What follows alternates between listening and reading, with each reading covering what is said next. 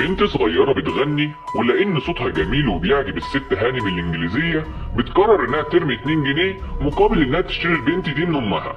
وفعلا بتركب البنت دي معاها العربية علشان تعيش بقية حياتها بتخدمها. ولما بتحاول الأم إنها ترجع بنتها من الإنجليز بيجي ظابط علشان يفجر دماغها بالمسدس اللي معاه، بس القائد بتاعه بينزل من العربية وبيقول له أنت حمار وغبي، إزاي تعمل حاجة زي دي؟ وبيقول للظابط إن الرصاصة اللي في مسدسه دي اتصنعت في إنجلترا، وبيقول له إن الرصاصة دي أغلى من الست نفسها، وبيأمره إنه يفتح الطريق بطريقة مناسبة. وقتها بيروح الظابط يجيب فرع شجرة ضخم وبيضرب الست على دماغها وبيخلص عليها. في احد مدن الهند بتكون الناس كلها متجمعه حوالين اسم شرطه وبيهجموا عليه، وده لان الانجليز قبضوا على واحد اسمه لالا. وفي وسط التجمع الضخم ده بيقرر واحد من الناس يرمي طوبه على الاسم، وبتيجي الطوبه في صوره ملك انجلترا وبتوقعها على الارض مكسوره. فبيؤمر القائد الانجليزي الضباط الهنود انهم يجيبوا الكلب ده عنده. وعلى عكس المتوقع في ضابط هندي بيتجنن وبيهجم على الناس بره، وبينزل ضرب وتكسير في الناس علشان يقبض على اللي رمى الطوبه، ولكن الناس بتتجمع عليه وكانوا هيموتوه، لكنه بيقدر يضربهم في اخر لحظه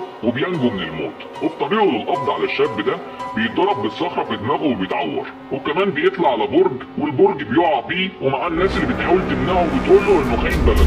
رغم كل الصعوبات دي بيوصل للشاب اللي رمى الطوبه وبيجيبه من رقبته من وسط الناس كلها، واللي بيهجم عليه وبيضربه بالعصايه في اي مكان المهم يموتوا خلاص. وبيقدر رام انه يقبض على الشاب ده زي ما كان القائد الانجليزي طلب منه وسط ذهول الكل. الغريب ان بعد الموضوع ده لما بيختار احسن 3 ضباط مش بيختاروا رام من وسطهم، وبيكون هيتجنن وبيقعد يتدرب وهو هيموت من الغيظ. بعد فتره بيوصل للقائد الانجليزي راجل هندي بيقول له ان في بنت اتاخدت من وسط القبيله بتاعتها، وانه لازم يرجع البنت دي للقبيله بتاعتها علشان في صياد قوي هيجي يدور عليها ومش هيرحم حد. فعلا في الوقت ده بيكون جينو واللي هو صياد القبيله دي في الغابه بيصطاد نمر علشان يتغدى بيه، وبيدور ما بينه وما بين النمر صراع قوي جدا، ولكن بيقدر جينو انه يسيطر على النمر وبياكله مع باقي الناس اللي معاه. واول ما بيخلص في الغابه بيرجع المدينه وبيطلع متخفي واسمه التاني اكتار، وبيكون شغال ميكانيكي. ولما بيجي ضابط انجليزي بيشتكي من تصليح الموتوسيكل بتاعه بينزل الضابط ده ضربه وتقطيع في اكتار اللي بيعمل نفسه غلبان علشان ما يتكشفش. في الوقت ده بيوصل خبر وصول جينو للانجليز علشان ينقذ الطفله مالي، وبيكونوا ما يعرفوش شكله ولا اسم الصياد ده، وعلشان كده كله بيهرب من مهمه القبض عليه، لحد ما الاميره بتقول ان اللي هيقبض عليه هيكون ضابط خاص، ودي ترقيه كبيره جدا. في الوقت ده بيتقدم رام للمهمه المستحيله دي لانه بيبذل جهده علشان يكون ضابط خاص من سنين كتيره، وفعلا بيبدا خطته علشان يقبض على الصياد ده، وبيروح مكان اجتماع الثوار يمكن يلاقيه هناك. فعلا بيجي لاتشو لما بيلاحظ كره رام للانجليز، بس وهم في الطريق بيلاحظ لاتشو ان رام ظابط وبيقدر انه يهرب منه بسهوله. واول ما بيرجع القريه بيقول لاكتار على الموضوع ده، فبيقوم اكتار يقول له ما تخرجش تاني لانه هيعرف يقبض عليك، وبيقول له يفضل داخل الورشه بس. وفي نفس الوقت ده بيكون في طفل بيصطاد تحت القطر، وفجاه القطر بينفجر وبيولع البحر كله، وبيتفق اكتار مع رام انهم يساعدوا بعض في انقاذ الطفل من النار. وفعلا رغم انهم ما يعرفوش بعض بيساعدوا بعض وبينزلوا في الجو علشان ينقذوا الطفل من النار، وبيستخدموا الحصان والموتوسيكل مع شويه حبال عشان ينقذوا الطفل، وفعلا بينقذوا الطفل من النار. ولما بيكونوا في الهوا بيتعرفوا على بعض وبيكونوا اصحاب قريبين من بعض بسبب الموقف ده. وبيستمر رام في البحث عن الصياد اللي جاي ينقذ البنت اللي اسمها مالي، وبرضه بيكون اكتار بيلف المدينه كلها علشان يلاقي مالي ويرجعها للقبيله تاني، وبتستمر علاقه الصداقه القويه بينهم وبيقابلوا بعض على طول، وبكده بيصبح الاعداء اصحاب من غير ما يحسوا، بيكونوا على طول مع بعض. في الوقت ده بيكون اكتار بيراقب اميره انجليزيه وبيعرف ان مالي مخطوفه في القصر اللي هي عايشه فيه، وبيحاول يتقرب من الاميره، ولكن الموضوع بيكون صعب بسبب الحراس الكتير. ولما بيحاول يدخل حد تبعه القصر من غير بطاقه بيتضرب، وكان هيموت تحت ايد الانجليز لولا تدخل الاميره. بعد كده بيقرر رام يساعد اكتار، فبيرمي مسامير في طريق الاميره، عربيتها بتبوظ وبتركب الموتوسيكل مع اكتار وبيوصلها السوق وبيتكلم معاها كتير، لدرجه ان الاميره بتعزمه على حفله جوه القصر بتاعها. وفعلا بيقرر رام واكتار انهم يروحوا الحفله دي وبيرقصوا وبيبهدلوا الدنيا، وبتكون البنات الانجليز معجبين بيهم، لدرجه ان بعد الحفله بتيجي الاميره علشان توصل اكتار البيت. بس وقتها بيلاحظ رام دهان غريب جدا على عربيه الاميره، وبيفتكر الولد اللي هرب منه قبل كده لانه كان على ايده نفس الدهان ده. وفعلا بيروح ورشه ميكانيكي علشان يدور على الشاب ده، وبيجري وراه لحد ما يمسكه. وفي نفس الوقت بيكون اكتار مع الاميره وبيدخل القصر، وقتها بيحاول قائد الحرس يمنعه من الدخول لانه هندي خدام، لكن الاميره بتصمم انه يدخل معاها. ولما بيدخل بيقول للاميره انه عاوز ياكل لانه جعان، وبيستغل عدم وجود الامير علشان يشوف مالي اللي كانت بتعيط وبتترجاه يرجعها القريه تاني. ولان قائد الحرس كان شاكك فيه وكان بيشوفه فين، كان صعب على اكتار انه ينقذ مالي، فخرج من القصر علشان يرجع لها تاني. ولما بيرجع بيبدا يحط خطه علشان يهجم على القصر، بس بيتفاجئ بان لاتشو مش موجود وما ظهرش من بعد ما راح الورشه. في الوقت ده بيكون لاتشو متبهدل وجسمه متقطع ومتكسر بسبب تعذيب رام فيه، ورغم كل الضرب ده بيستغل لاتشو وجود تعبان سام في المكان وبيقرب من رام وبيرمي التعبان عليه، وبيكون رام هيموت من السم خلال ساعه بس، فبيفتكر حبيبته وقريته وان حياته فجاه هتنتهي. ولما بيكون اكتار بيستعد للهجوم بيلاقي رام رايح عند بيته زاحف، وبيعرف انه قرصه تعبان وبيديله ترياق وبيعالجه، وكمان بينيمه في السرير، وبيعترف لرام بكل حاجه وانه مش مسلم واسمه الحقيقي جينو. ولان اكتار ما يعرفش ان رام هو الضابط اللي بيطارده، بيقول له انه هيهجم على القصر دلوقتي علشان ينقذ البنت، وانه لو فضل عايش هيقابله تاني. ولما بيحاول رام يلحق اكتار بيقع على الارض من السم والتعب. بعد دقايق بيكون اكتار في قصر الانجليز ومعاه عربيه ضخمه كلها حيوانات مفترسه، وفجاه بينط من العربيه ومعاه كل الحيوانات دي، وبيحصل هجوم عنيف ومميت على الحراس، وبتكون الحفله اتقلبت لعشاء الحيوانات اللي عملوا من الحراس لحمه مفرومه حرفيا.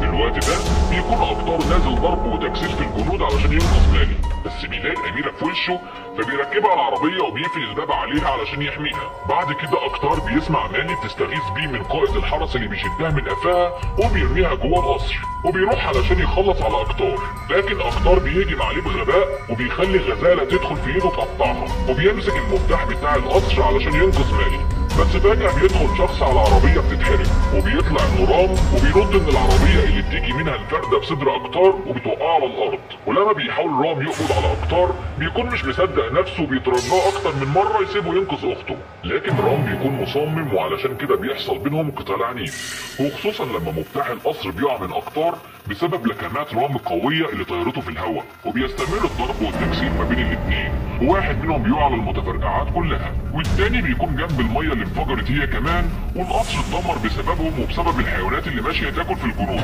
وبيقدر اكتار يوقع رام على الارض، ولما بيقوم بيلاقي نمر فبيضربه بالناس في وشه، وفجأة بيلاحظ ان اكتار طلع فوق المبنى علشان ينقذ مالي، وبيحاول يمنع في اخر لحظة قبل ما ينزل تحت، وفعلا بيقدر رام انه يمنعه، وبيقدر يدخل معاه في قتال شرس، لدرجة ان اكتار بيضرب رام بالسكاكين في نص صدره، ورغم كده رام بيلحقه وبيربطه بالحبل اللي معاه وبيلحقه قبل ما ينزل للانجليز، وبيقول له اما انك تستسلم او ان مالي تتقتل. وقتها بيضطر اكتار انه يستسلم وبيترقى رام لرتبة ضابط خاص زي ما كان بيحلم. وفي الوقت ده بيفتكر رام طفولته الحزينة واللي كانت كلها دم، وده لان ابوه كان بيدرب القرية بتاعتهم كلها على ضرب الناس وقتال الانجليز، ولان ابوه كان ضابط زيه قدر في يوم انه يهرب من معسكره ويجيب معاه صندوق ذخيره كبيره وبندقيته.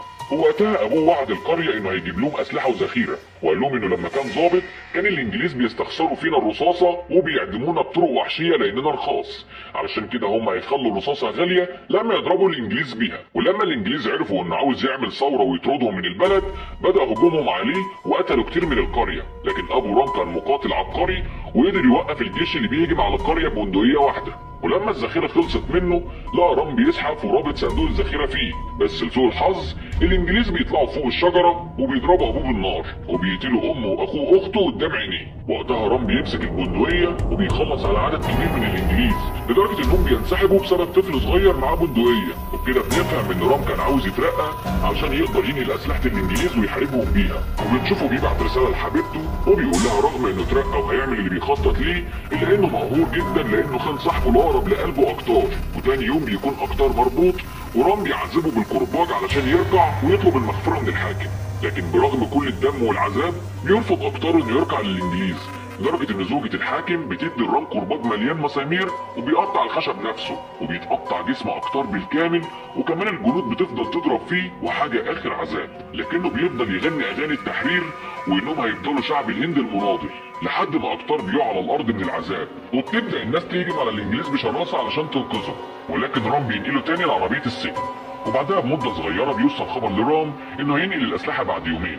في الوقت ده رام بيفكر انه لازم يحرر اكتار قبل الاعدام لانه لوحده قادر يحول الناس للثوره، وانه لازم يديله مالي ويحاول يدي الناس اسلحه زي ما وعد ابوه. وبالليل بيكون رام شال كل رصاص من الجنود الانجليز اللي هيكونوا في مكان الاعدام، وبيعرض على الحاكم انه يعدم اقطار في مكان معزول علشان الناس ما تعملش مشاكل، وانه يعدمه قدام مالي علشان يحرق دمهم هما الاثنين. وفي نفس الوقت كان في عسكري بيدي الاقطار موس علشان يحرر نفسه بتعليمات من رام، وبالطريق بيحس الحاكم ان في حاجه غلط. وقتها بيكون رام عمل فخ للحاكم علشان يقلب العربيه بتاعته، لكن الحاكم بيقدر يضرب نار على عربيه رام، وبينزل رام على شجره وبيتصاب، وبتجري مالي من الجنود علشان تهرب. وفي نفس الوقت بيكون اقطار قدر يفك نفسه وبدا يهجم على الجنود اللي اتفاجئوا ان البنادق ما فيهاش رصاص. وفي نفس الوقت كان رام بيحمي مالي من الجنود اللي بيحاولوا يقتلوها. ولما كان اقطار نازل ضرب في الجنود ومش سايب حد فيهم في حته سليمه، كان في جندي ماسك السلاح بتاعه وهيضرب اقطار بالنار، وبيكون رام راجع في ظهر مالي ومطلع سلاحه. وقتها بيفكر اقطار ان رام عاوز يضرب مالي يخلص عليها، ولما بيكون رام ضرب الجندي ده موته، بيكون اقطار بيهجم على رام بجذع شجره ويوقعه على الارض ما بين الحياه والموت، وكان هيتخلص عليه بس لانه كان صديقه سابه وهرب مع مالي.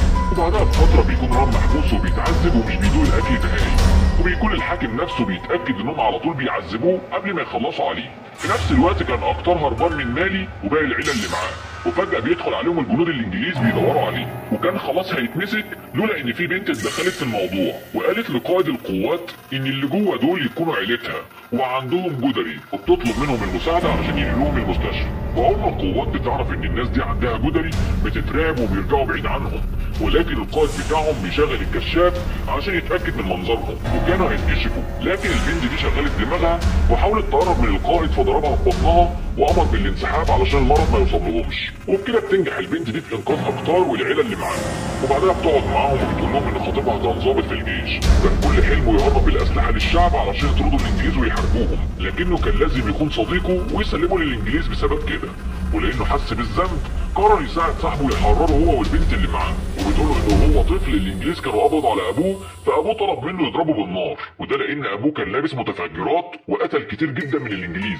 وقتها بيدرك اقطار انه كان فاهم رام غلط وانه سبب له مشاكل كتيره، عشان كده وعد خطيبته انه هينقذه من الاعدام وهيرجعه لها سليم. وفعلا بيبدا اقطار يتسلل لسجن الانجليز وبيكون شديد الحراسه علشان ينقذ رام، وبيتنطط على السجن وبيتحرك جواه وسط حراسه قويه جدا من الانجليز. ولان كل السجون تحت الارض في حفر، بيقعد اقطار يضرب في الارض ورام بيرد بالضرب علشان يوصل له، لحد ما بيقدر اقطار انه يوصل للغرفه اللي فيها رام، وبيقول له يسامحه وبيكون منهار جدا، وبيقول له انه قابل خطيبته وطلعت بنت جميله جدا ولسه هيكمل. قال له ما تحترم نفسك بقى هو ده وقته. وفعلا اقطار شال الحديد بس طلع صوت عالي، فكل السجن عارف ان في مصيبه.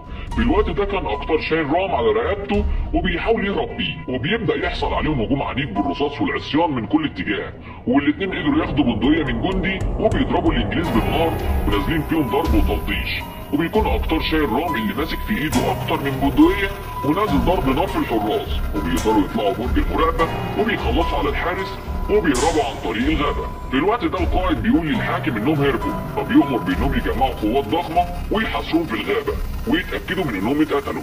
في الوقت ده بيكون اقطار بيعالج رام من الاصابات اللي في جسمه وبيسيبه علشان يروح يشرب، ولسه هيشرب بيلاقي فيه سهم مرمى عليه، لكن بيعدي من جنبه وبيجي بجندي وراه، وبيكتشف اقطار ان الانجليز قريبين قوي منه ولولا الاسهم دي كان فاته مات، وبينط في الميه علشان يهرب منهم. وفي نفس الوقت بيكون رام ماسك الاسهم وعمال يخلص على الانجليز زي الفراخ، لدرجه انه بيولع في السهم وخلص على عدد كبير جدا من الجنود بعد ما حرق نصهم. وقتها اقطار بيشارك في المجزره دي وبيكمل على الجنود هو كمان، حتى لما بيوصل لهم دعم وجنود زياده الاثنين دول بيعملوا فيهم مجزره زي بتاعه محمد علي ويولعوهم كلهم، وبيفضل الاثنين نازلين حرق وتقتيل في الجنود لحد ما اقطار بيقدر يخلص على القائد بتاعهم بالرمح. في الوقت ده بيقرر الاثنين انهم هيخلصوا على الحاكم نفسه، وبيهجموا على القصر بالموتوسيكلات وبيولعوا فيها اكنها قنابل، وبيهجموا بغباء وبيفجروا مخازن الاسلحه والقنابل وبيدمروا المبنى كله بطريقه وحشيه، وبيتحول المبنى لكومه من اللهب والنيران في كل مكان. وبيقوم الحاكم على منظر مراته الميته وسط السياج وجنوده اللي بيتقتلوا واحد ورا التاني على ايد رام، وبيكون اقطار بيشد كميات كبيره من الاسلحه عشان يوزعوها على الشعب، وبيحاول الحاكم يستغل الفرصه دي وبيضربهم بالنار، ولكن رام بيضربه بالقوس في صدره وبيدي رصاصه الاقطار علشان يضرب الحاكم في قلبه. وفعلا بيخلصوا على الحاكم ويوزعوا الاسلحه اللي معاهم على الشعب، وبيرجعوا مالي لاهلها وبيحتفلوا بالانتصار العظيم ده.